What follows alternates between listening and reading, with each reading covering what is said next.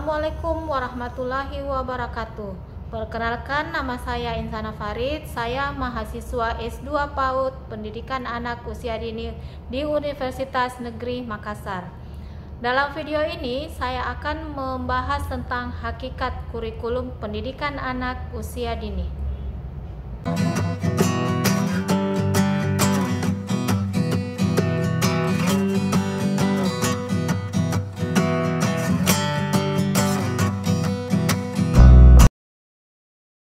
Sebelum saya menjelaskan tentang kurikulum, maka saya akan menjelaskan tentang apa itu pendidikan.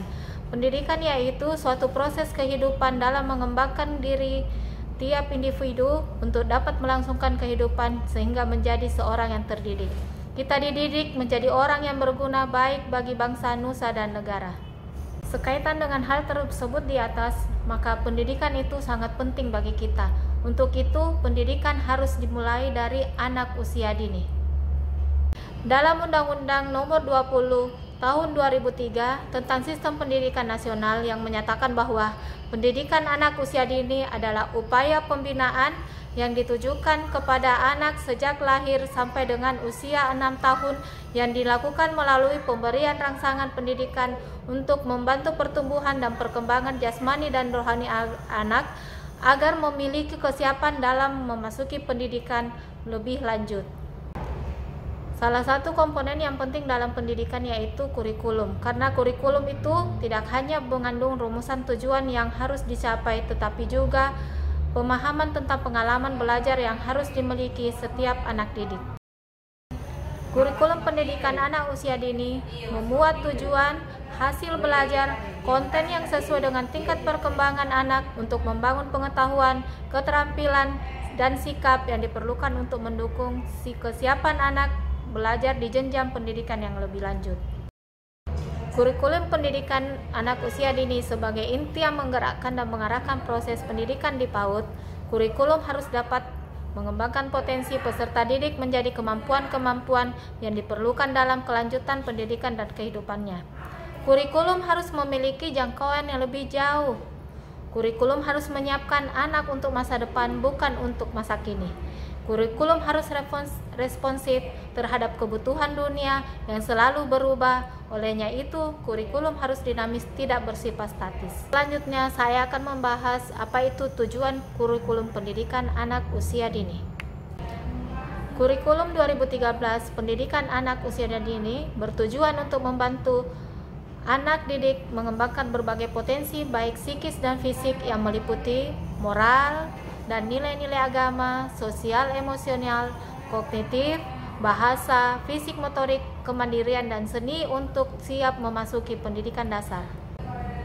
Selain itu pula, tujuan penyusunan kurikulum untuk pendidikan anak usia dini yaitu 1. Belajar beriman dan bertakwa kepada Tuhan Yang Maha Esa. 2. Belajar untuk menghayati dan memahami. 3. Belajar untuk mampu melaksanakan dan berbuat secara efektif. 4. Belajar untuk hidup bersama dan berguna untuk orang lain. 5. Belajar untuk membangun dan menemukan jati diri melalui proses belajar yang aktif, kreatif, efektif, dan menyenangkan. Selanjutnya yaitu fungsi kurikulum pendidikan anak usia dini. Kurikulum pendidikan anak usia dini berfungsi yaitu 1. Mengembangkan sikap dan perilaku yang baik sesuai dengan agama dan norma yang dianut. 2. Mengembangkan kemampuan sosialisasi dan mengendalikan emosi. Kemampuan bersosialisasi dan mengendalikan emosi sangat penting dimiliki anak agar mereka mampu menjalankan kehidupan sosialnya dengan baik dan selaras. 3. Menumbuhkan kemandirian. Kemandirian merupakan perilaku yang harus dimiliki oleh setiap anak dalam mempersiapkan hidupnya di masa depan. Di dunia yang semakin kompleks dan penuh tantangan ini, maka kemampuan untuk mandiri merupakan salah satu syarat agar anak mampu mempertahankan hidupnya dan berhasil mencapai cita-citanya. 4. Yaitu mengembangkan kemampuan berbahasa.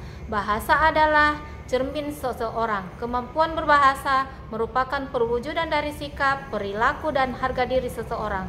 Oleh karena itu, kurikulum PAUD harus berfungsi mengembangkan kemampuan bahasa sehingga anak mempunyai bahasa yang kaya dan baik. 5. mengembangkan kemampuan kognitif. Pengembangan kemampuan kognitif anak usia dini merupakan dasar bagi pengembangan intelektualnya di masa-masa selanjutnya.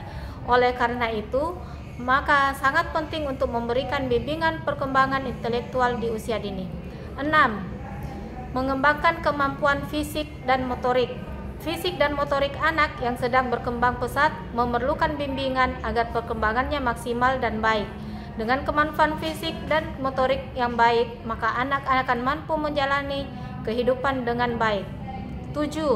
Mengembangkan daya cipta dan kreativitas. Anak yang memiliki daya cipta dan kreativitas tinggi akan mampu memecahkan berbagai masalah-masalah kehidupan, mampu menghasilkan berbagai hal yang positif dan berguna bagi orang lain. Mengembangkan daya cipta dan kreativitas anak dapat dimulai dengan mengidentifikasi bakat, minat anak sejak dini agar dapat dibimbing perkembangannya. Selanjutnya yaitu karakteristik kurikulum anak usia dini. 1. Mengoptimalkan perkembangan anak. Perkembangan anak meliputi aspek nilai agama dan moral, fisik, motorik, kognitif, bahasa, sosial, emosional, dan seni distimulasi secara berkembang agar seluruhnya mencapai perkembangan yang optimal. Perkembangan teroptimalkan bila kebutuhan anak terpenuhi secara utuh. Kurikulum harus mendukung terlaksananya layanan holistik integratif dengan memadukan layanan pendidikan, gizi, kesehatan, pengasuhan, perlindungan, dan kesejahteraan anak. 2. Menggunakan pembelajaran tematik dengan pendekatan saintifik dalam pemberian rangsangan pendidikan. Dalam model pembelajaran tematik mengakomodasikan pengenalan konten nilai agama dan moral, alam, kehidupan, manusia, budaya, dan simbol melalui kegiatan yang terpadu dan konseptual untuk mewujudkan kematangan selaras dengan lingkup perkembangan. Satu tema dapat memperhatikan kedalaman, keluasan, ketersediaan sumber, dan tingkat perkembangan anak. 3. Penggunaan penilaian otentik dalam memantau perkembangan anak. Dalam penerapan kurikulum 2013 PAUD, penilaian menggunakan pendekatan otentik. Penilaian mengukur kemajuan perkembangan yang dicapai anak setelah mengikuti program yang dirancang dalam kurikulum. Penilaian dilaksanakan secara berkelanjutan untuk mendapatkan data perkembangan yang dimunculkan anak pada saat kegiatan atau melalui karya yang dihasilkannya. 4. Memberdayakan peran orang tua dalam proses pembelajaran. Kurikulum PAUD menempatkan orang tua sebagai partner dalam mendidik. Pelibatan orang tua diyakini menjadi bagian penting dalam pembelajaran dan mendorong keberhasilan jenjang pendidikan berikutnya. 4. Kurikulum dikembangkan dengan prinsip diversifikasi. Dalam rangka membangun pendidikan, setiap daerah memerlukan pendidikan yang sesuai dengan karakteristik daerah. Kurikulum sebagai jantung pendidikan perlu dikembangkan dan diimplementasikan secara kontekstual untuk merespon kebutuhan daerah dan anak di masa kini dan masa akan datang. Berikutnya yaitu peranan kurikulum pendidikan anak usia dini. 1. Yaitu peranan konservatif. Peranan konservatif yaitu menekankan bahwa kurikulum dapat dijadikan sebagai sarana untuk mentransmisikan nilai-nilai warisan budaya masa lalu yang dianggap masih relevan dengan masa kini kepada generasi muda, dalam hal ini yaitu siswa. 2. Peranan kreatif. Peranan kreatif ini yaitu kurikulum yang harus mampu mengembangkan sesuatu yang baru sesuai dengan perkembangan yang terjadi dan kebutuhan-kebutuhan masyarakat pada masa sekarang dan masa akan datang. 3. Peranan kritis dan evaluatif. Peranan ini dilatar belakangi oleh adanya kenyataan bahwa nilai-nilai dan budaya yang hidup dalam masyarakat senantiasa mengalami perubahan, sehingga pewarisan nilai-nilai budaya masa lalu kepada siswa perlu disesuaikan dengan kondisi yang terjadi pada masa sekarang. Dalam hal ini, kurikulum harus turut aktif berpartisipasi dalam kontrol dan filter sosial.